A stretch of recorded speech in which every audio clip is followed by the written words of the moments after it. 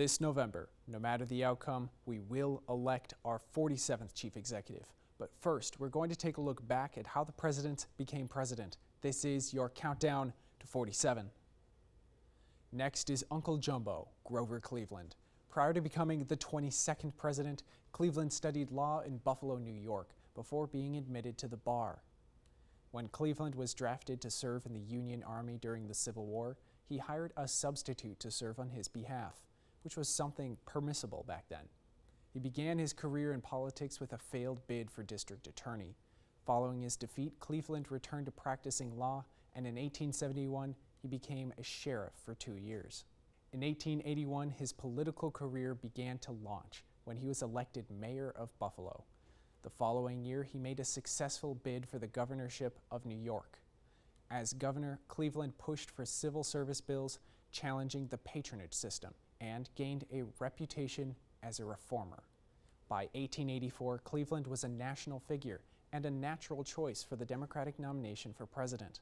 The campaign of 1884 was bitter. Cleveland faced off with Republican opponent James G. Blaine. Days after receiving the nomination, Cleveland was accused of having fathered a son out of wedlock. He is said to have never confirmed or denied these claims, although Cleveland did financially support the boy while he lived in an orphanage before the child's eventual adoption. Despite this, the outcome was cinched just days before the election when Republican candidate James Blaine attended a dinner in New York City where a reverend claimed that Democrats were the party of, quote, rum, Romanism, and rebellion.